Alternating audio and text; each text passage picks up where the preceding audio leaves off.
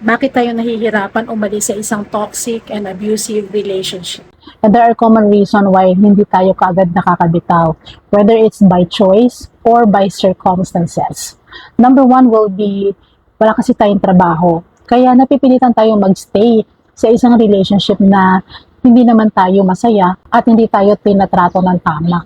Second reason is that naniniwala tayo na magbabago pa siya. Well, that's the biggest lie we're telling ourselves. Hindi magbabago ang isang tao dahil lang naniniwala tayo na magbabago siya. Magbabago siya kung gusto niya.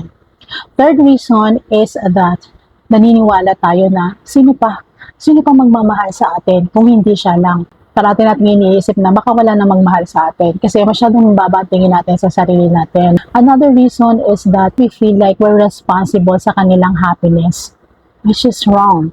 Hindi tayo responsible sa kanilang happiness. We are responsible for our own happiness.